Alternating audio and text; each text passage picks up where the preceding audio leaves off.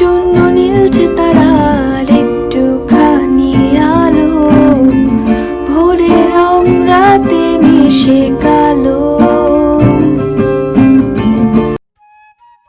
হিয়া আবারও আর চোখে শুভ্রের দিকে তাকালো। ঠিক মতন তাকানো যাচ্ছে না, বারবার খোলা শার্টের দিকে চোখ যাচ্ছে। এইভাবে সে কথাগুলো বলবে কিভাবে? কিছুক্ষণ যেতেই শুভ্র শার্টের বোতাম লাগাতে লাগাতে বলল, তোমাকে কি আমি সারাদিন সময় দিয়েছি? এভাবে স্ট্যাচু হয়ে দাঁড়িয়ে আছো কেন? হিয়া শুভ্রের দিকে তাকিয়ে স্বস্তির নিঃশ্বাস ফেলল। তারপর পা টিপে টিপে এগিয়ে এসে বলল, আপনি কাল রাতে আমার ঘরে গিয়েছিলেন কেন? শুভ্র ভীষণ অপ্রস্তুত হয়ে তাকালো হিয়ার দিকে। এই বাদর টের পেল কি করে? শুভ্র সরু দৃষ্টিতে তাকিয়ে বলল, তোমার ঘরে গিয়েছিলাম মানে? আপনি আমার ঘরে গিয়েছেন, আর আমি শিওর এই কুকুরছানাও আপনি রেখেছেন আমার ঘরে। বলেই ইউভিকে বের করলো। শুভ্র ভুরু কুঁচকে ইউভির দিকে তাকালো, তারপর এদিক সেদিক তাকিয়ে বলল, মাথা কি খারাপ হয়ে গেছে তোমার? না, আমার মাথা মোটেও খারাপ হয়নি। আচ্ছা আপনি বলুন, আমার পায়ে আপনি নুপুর পরাননি? নুপুরটা তো আপনার হাতেই রেখেছিলাম আমি। শুভ্র ভেবে পাচ্ছে না হঠাৎ ইয়ার এত সাহস এলো কোথা থেকে। আগে তো কথা বলতে গেলেই কাঁপতো। শুভ্র প্রসঙ্গ ঘুরাতে বলল, তুমি মেবি ভুলে গেছো আমি কে। হিয়া পায়ের পাতায় ভর দিয়ে একটু উঁচু হয়ে শুভ্রের চোখের দিকে তাকিয়ে বলল, না, ভুলিনি। শুভ্রনীল আহমেদ আমার বর। আর আমার এই উপহার অনেক পছন্দ হয়েছে। আমি ওর একটা নামও দিয়েছি, ইউভি। সুন্দর না নামটা? বলেই লজ্জা পেয়ে হাসলো। কথাটা শুনে শুভ্রের ঠোঁটের কোণেও হাসি চলে এলো। তবে শুভ্র সেটা প্রকাশ না করে বলল, তোমার সব ভয় উড়ে গেছে তাই না? হিয়া আর চোখে শুভ্রের দিকে তাকিয়ে নিজের হাসি কন্ট্রোল করলো। হিয়া প্রশ্নটা না শোনার ভান করেই ঘর থেকে বেরিয়ে এলো। বদমাইশ ডাক্তার একটা। শুভ্র ঠোঁট প্রসারিত করে হাসলো। বাদরটা অনেক চালাক। ইউভি সারা বাড়ি তার ছোট ছোট পা ফেলে ঘুরে বেড়াচ্ছে। সবাই ভীষণ অবাক, এই কুকুরছানা এলো কোথা থেকে? শুভ্র চুপচাপ ডাইনিং টেবিলে বসে জুস হাতে ফোনের দিকে তাকিয়ে আছে। ইউভি শুভ্রের পায়ের কাছে বসে এক দৃষ্টিতে শুভ্রের দিকে তাকিয়ে আছে। শুভ্র সেটা খেয়াল করলো। এটাও দেখি একদিনে মালিকের মতন হয়ে গেছে। হিয়া নিচে নামতেই ইউভি হিয়ার কাছে চলে গেল। হিয়া রান্নাঘরে আসতেই ইউভি লেস নাড়তে নাড়তে তার পিছু পিছু এলো। সারা খাতুন ব্রুকুসকে ইউভির দিকে তাকিয়ে আছে। এইটা আবার কোথা থেকে এলো? সারা খাতুন হিয়াকে প্রশ্ন করেই ফেললেন। এইটা পেলে কোথায়? হিয়া একবার চোখ পিটপিট করে তাকালো। শাশুড়ির কি পছন্দ হয়নি? না হলেও ভয় নেই, ইউভিকে তো তার ছেলেই এনেছে। বকা এই লোকটাই খাবে। হিয়া একটা ঢোক গিলে শুভ্রের দিকে আঙুল দেখিয়ে বলল, উনি। এতটুকু বলেই হিয়া থামলো। সারা খাতুন অবাক হয়ে ছেলের দিকে তাকিয়ে আছেন। শুভ্র সেই মুহূর্তে কিচেনে তাকাতেই দেখলো হিয়া তার দিকে আঙুল করে দেখিয়ে দিচ্ছে। শুভ্রের বুঝতে বাকি রইল না হিয়া তার দিকে আঙুল দেখিয়ে কি বলতে চাইছে। রবিউল সাহেব পত্রিকা হাতে শুভ্রের বরাবর টেবিলে বসে আছে। কিছুক্ষণ পর পর পত্রিকা সরিয়ে ইউভির দিকে তাকিয়ে তাকিয়ে দেখছেন। হিয়া নাস্তা নিয়ে টেবিলের পাশ কাটিয়ে চলে যেতেই রবিউল সাহেব হিয়াকে ডাকলেন। হিয়া থমকে দাঁড়িয়ে পেছনে ফিরল। রবিউল সাহেব তার বউয়ের মতন একটা প্রশ্ন করলেন। উত্তরে হিয়া আবারও শুভ্রের দিকে আঙুল করতেই শুভ্র আর চোখে তাকালো। সারা বাড়ি বলে বেড়াচ্ছে এই মেয়েটা। শুভ্র সরু চোখে তাকাতেই হিয়া ফিক করে হেসে ফেলল, বলেই উপরে চলে গেল। রবিউল সাহেব পত্রিকা সরিয়ে শুভ্রের দিকে ভ্রু কুঁচকে তাকিয়ে আছে। বাহ, ছেলে তো তার ভালোই লাইনে এসেছে।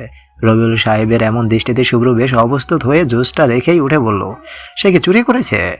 এভাবে তাকিয়ে আছে কেন সবাই? হিয়া সিঁড়িতে দাঁড়িয়ে সবটা দেখলো। লোকটাকে জ্বালাতে কি যে মজা লাগছে। বেচারা কিছু বলতে পারছে না। শুভ্র নিজের মনের কথা না বলেও হিয়া ঠিকই বুঝতে নিয়েছে, কিন্তু এই বদমেজাজি লোকটা কখনো কি মুখে বলবে না? শুভ্র প্রতিদিন এই সময়ে বাড়িতে আসে, কিন্তু আজ এত দেরি কেন?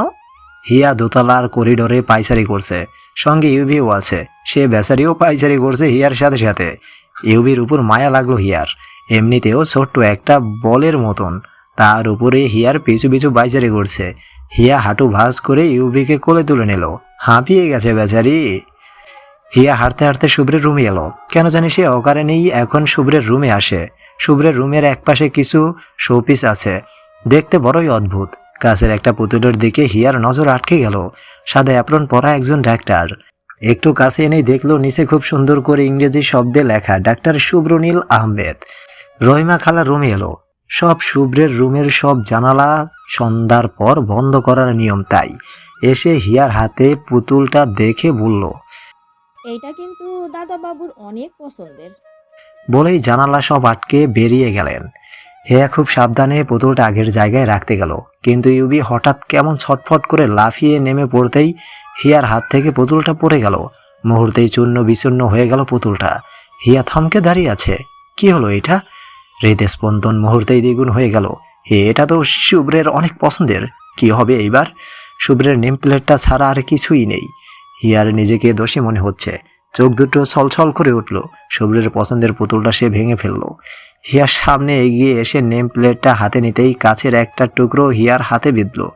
সেদিকে হিয়ার খেয়াল নেই। ইউবি ভয়ে ভয়ে এক পাশে চুপ করে বসে আছে। শুভ্র ঘরে এসে দেখলো হিয়ার হাত থেকে রক্ত গড়িয়ে পড়ছে। শুভ্র সঙ্গে সঙ্গে এগিয়ে এলো। এগিয়ে আসতে দেখলো চারিপাশে কাচের টুকরো ছড়িয়ে ছিটিয়ে আছে। শুভ্র হিয়াকে কোলে তুলে নিল, খাটে বসালো। শুভ্রকে দেখে হিয়া কেঁদেই ফেলল। সে কান্না আর থামছে না। শুভ্র হিয়ার হাত থেকে নেম প্লেটটা নিয়ে ফেলে দিতেই দেখলো হাতে ভালোই ক্ষত হয়েছে। শুভ্র ভীষণ রেগে গিয়ে বলল, are you out of your mind? কাচের টুকরো হাতে নিয়ে বসে আছো কেন? শুভ্রের ধমকে হিয়া চুপ করে রইল। চোখ দিয়ে শুধু পানি পড়ছে। শুভ্র নিজের অ্যাপ্রনটা একপাশে রেখে শার্টের হাতা ভাঁজ করে ড্রয়ার থেকে ফার্স্ট এড বক্সটা নিয়ে হিয়ার সামনে বসে হাতটা ভালো করে দেখলো। শুভ্রের মাথায় বিন্দু বিন্দু ঘাম জমেছে। রুমটার দিকে তাকিয়ে রহিমা খালাকে ডেকে রুমটা পরিষ্কার করতে বললেন। রুমে হাঁটতে গেলেই এখন কাচের টুকরো বিঁধবে। হিয়া নিশ্চুপে কেঁদেই যাচ্ছে। শুভ্রের ধারণা হিয়া হয়তো ব্যথায় কাচ্ছে। শুভ্র অনেকটা সময় নিয়ে হাতের ব্যান্ডেজটা খুলল। ব্যান্ডেজ শেষ হতে হতেই রুমটাও খালা পরিষ্কার করে ফেলেছে। শুভ্র ফার্স্ট এড বক্স রেখে এসে দেখলো হিয়া এখনও কাঁদছে। শুভ্র চিন্তিত হয়ে হিয়ার পাশে এসে বসলো। হিয়ার দুই গাল স্পর্শ করে মুখটা উপরে তুলতে দেখলো হিয়া কেঁদে কেঁদে গঙ্গা যমুনা এক করেছে। শুভ্র খুব কোমল গলায় জিজ্ঞেস করলো, হাতে কি বেশি ব্যথা করছে? হিয়া নাসূচক মাথা নাড়তে শুভ্র একটু ভ্রু কুঁচকে শান্ত গলায় বলল, তাহলে তুমি কাঁদছো কেন স্টুপিড? আমি ওই পুতুলটা ভেঙে ফেলেছি। বলেই ফুপিয়ে উঠল হিয়া। পুতুলটা শুভ্রের পছন্দের ছিল ঠিকই, কিন্তু এতটাও না যে তার মূল্য হিয়ার চোখের জলে ফেলতে হবে। শুভ্র একটা ছোট নিঃশ্বাস ফেলল। আমার হাত থেকে পড়ে গেছে, সরি। আর বলার আগেই শুভ্র হিয়ার ঠোঁটের সামনে আঙুল ধরে বলল, একদম চুপ, আর কাঁদবে না তুমি। হিয়া বিস্ময় নিয়ে তাকিয়ে রইল শুভ্রের দিকে। শুভ্র কি তার উপর রাগ করেনি? যে কিনা নিজের রুমে কারো আসা পছন্দ করে না, আর আজ তার প্রিয় জিনিস ভেঙে ফেলায় সে এত স্বাভাবিক আছে কি করে? হিয়া কিছু বলতে যাচ্ছিল, তখনই ঘরে মোহনা আসতেই হিয়া ফট করে শুভ্রের কাছ থেকে সরে এলো। শুভ্র হিয়ার থেকে দৃষ্টি সরিয়ে নিতে নিতে বলল, চোখের পানি মোছো। হিয়া চোখের পানি মুছতেই মোহনা হিয়ার পাশে এসে বসলো। চিন্তিত স্বরে বলল, ঠিক আছো? হিয়া হ্যাঁ সূচক মাথা নাড়ালো। শুভ্র উঠে বলল, যা কান্না থামিয়েছে এই বাঁদরটা। তারপর শার্টের হাতা নিচে নামাতে ব্যস্ত হয়ে পড়ল। মোহনা শুভ্রের দিকে ইশারা করে কোনো শব্দ ছাড়া ঠোঁট নেড়ে জিজ্ঞেস করলো। বেশি বকেছে? হিয়া মোহনার দিকে তাকিয়ে না সূচক মাথা নাড়ালো। না উক্তি শুনে সুমনা ব্রু কুঁচকে ফেলল। এ কোন শুভ্র? ভাবতেই অবাক লাগছে। এই পিচ্চি মেয়েটাকে এত ভালোবাসে তার ভাই? মোহনা ঝেড়ে কাশলো, তারপর বলল, আচ্ছা চলো, তোমাকে রুমে নিয়ে দিয়ে আসি। চলে যাওয়ার কথা শুনে শুভ্র আর চোখে হিয়ার দিকে একবার তাকালো, তারপর বলল, পাকনামি করে হাতের ব্যান্ডেজ খোলার একদম চেষ্টা করবে না।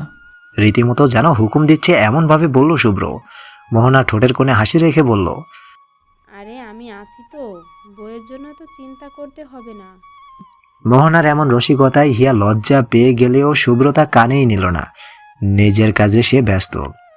মোহনা যেতে যেতে হিয়ার কানে কানে বলল, ওর প্রিয় জিনিসটা ভেঙে ফেলছো যে সরি বলছো? হিয়া মাথা নিচে করে আবারও হ্যাঁ সূচক মাথা নাড়ল।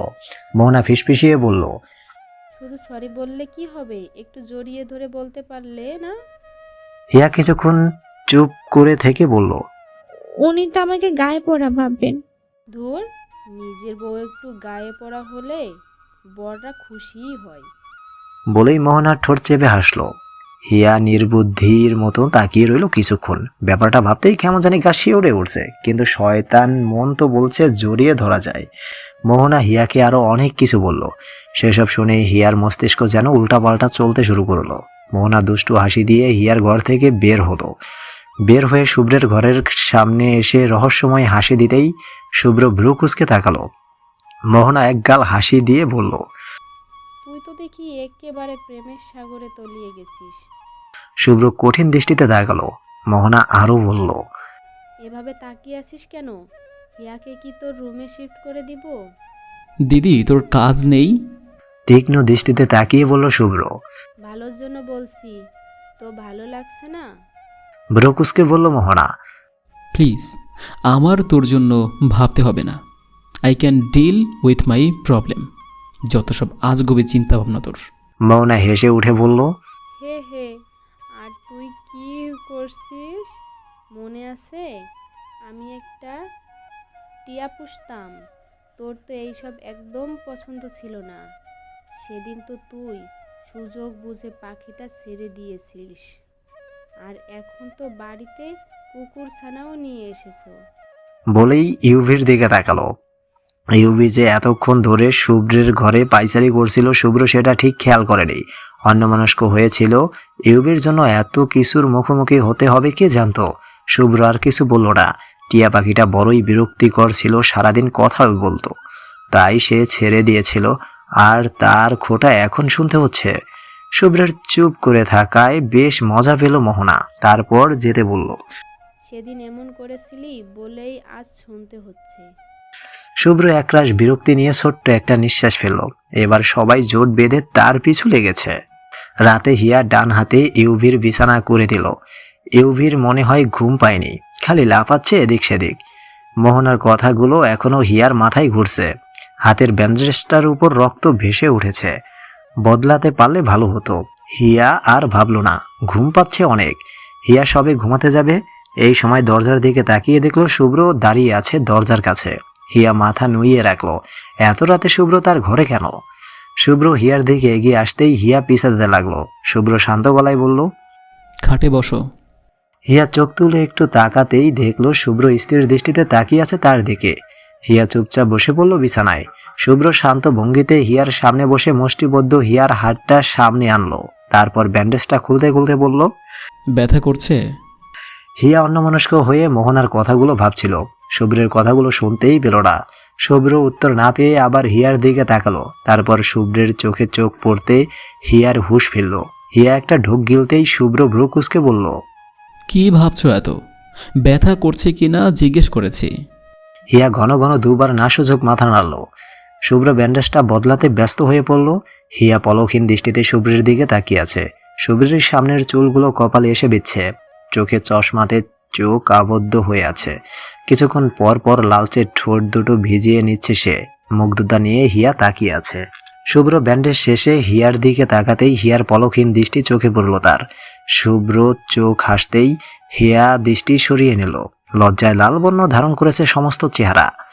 শুভ্র নিচের ঠোঁট কামড়ে কিছু বলতে গিয়েও বলল না, থাক, এমনিতেই লজ্জায় লাল হয়ে গেছে, পরে আবার কিছু বললে নীল হয়ে যাবে। শুভ্র উঠে দাঁড়ালো। চলে যেতেই হিয়া কিছু একটা বলবে বলেও সে উঠে দাঁড়ালো। শুভ্র সেটা খেয়াল করে পিছিয়ে এসে হিয়ার সামনে দাঁড়ালো। তারপর একটা ভুরু তুলে জিজ্ঞেস করলো, কিছু বলবে? হিয়া ঘন ঘন মাথা নেড়ে বলল। শুভ্র পকেটে হাত ভরে বলল, আচ্ছা বলো।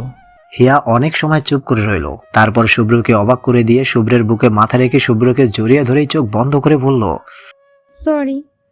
শুভ্র যতটা অবাক হয়েছে ততটাই খুশি হয়েছে। হিয়া আর তার সম্পর্কটা হয়তো ঠিক হচ্ছে। শুভ্র কখনোই জোর করে কাছে পেতে চায়নি হিয়াকে, কারণ সে নিজে থেকে দূরে সরিয়ে দিয়েছিল। তাই তাকে মেনে নেওয়ার সময়ও দিয়েছে হিয়াকে। শুভ্র পকেট থেকে হাত বের করে হিয়ার মাথায় রাখার আগেই হিয়া ফট করে কি যেন ভেবে সরে এসে দাঁড়ালো। সে কি করলো এটা? কেন করলো? ভেবেই ইচ্ছে করছে গর্তে খুঁড়ে মাটিতে লুকিয়ে পড়তে। লজ্জায় শুভ্রের চেহারার দিকে আর তাকালো না হিয়া। তার জন্যই হয়তো শুভ্রের ঠোঁটের কোণায় হাসিটা তার দেখা হলো না। শুভ্র যাওয়ার সময় হিয়ার সামনের চুলগুলো একটু এলোমেলো করে দিয়ে গেল। বাদরটা লজ্জায় একদম টমেটো হয়ে গেছে। শুভ্র চলে যেতেই হিয়া লাইট অফ করে চাদর মুড়িয়ে শুয়ে পড়ল। লজ্জায় নিজের মুখ নিজেরও দেখতে ইচ্ছে করছে না। যত সব উল্টাপাল্টা চিন্তা তার মাথায় কেন আসে? এই লোকটা কি ভাবলো তাকে? দেবা সারাদিন একা একা থাকে। কোথাও একা গিয়েও কোনো লাভ নেই, কোনো কিছুই ভালো লাগে না। তাই আজ ধরে বেঁধে হিয়াকে সঙ্গে নিয়ে এসেছে। হাঁটতে হাঁটতে অনেক জায়গা ঘুরেছে তারা। হঠাৎ করে দিবা ইভানকে দেখতে পেল। সঙ্গে আরেকটি ছেলে মিলে কোথায় যেন যাচ্ছে। হিয়া ভেলপুরি খাচ্ছিল, দিবা হিয়াকে টেনে নিয়ে এলো। হিয়া মুখের খাবার শেষ করে বলল, এমন করছিস কেন? বদমাইশটাকে দেখেছি। আই, দেখি তো কোথায় যাচ্ছে। বলেই আরো জোরে জোরে হাঁটতে লাগলো দিবা। বাধ্য হয়ে হিয়াকেও হাঁটতে হচ্ছে। হিয়া আর কিছু জিজ্ঞেস করছে না, কারণ দিবার কানে আর কোনো কথাই যাবে না। সে তার ইভানকে দেখতেই ব্যস্ত। কিছুক্ষণ পর পর দিবা গাছের পেছনে গিয়ে লুকাচ্ছে। হিয়াকেও লুকাতে হচ্ছে। কি যন্ত্রণা! ইভান আর তার সাথের ছেলেটা একটা গেম কোডের মতন জায়গায় ঢুকলো। দিবাও হিয়াকে টেনে টেনে ভিতরে নিয়ে এলো। ভিতরে যদি অসভ্য ছেলেপুলে থাকে তখন? এই প্রশ্নের উত্তরে দিবা বলল, আরে এইটা অনেক উন্নত একটি জায়গা, মেয়েরাও আসা যাওয়া করে, আর বখাটে ছেলেদের এইখানে ঢুকতে দেয় না। ফ্রেন্ডরা মিলে আড্ডা দেওয়ার জন্য আসে সবাই, ভয় পাওয়ার কারণ নেই। কলেজ ড্রেসে এইখানে ঢুকতে কেমন জানি অদ্ভুত লাগছে হিয়ার। সবাই তাকিয়ে আছে, গোল গোল করে কেউ গল্প করছে, আবার কেউ কেউ খেলছে। এর মাঝে হঠাৎ কেন জানি মনে হলো হিয়া শুভ্রকে দেখেছে মাত্র। দেখেই আত্মা কেঁপে উঠল। হিয়া ফট করে একটা ফুড মেনু মুখের সামনে ধরে দিবাকে টেনে নিজের কাছে এনে বলল, বাম দিকে শেষ টেবিলে দেখতো, ডাক্তারটা বসে আছে নাকি? দিবা চোখ বড় বড় করে তাকালো, তারপর খুঁজতে লাগলো। হিয়ার কথাটাই সত্যি, শুভ্র ভাইয়ার সঙ্গে অন্তিক আর রুবাইয়া আপুও আছে। কি ভয়াবহ অবস্থা! দেখে নিলেই তো সমস্যা, লুকাবে কি করে? কলেজ ড্রেস দেখলেই তো চিনে যাবে।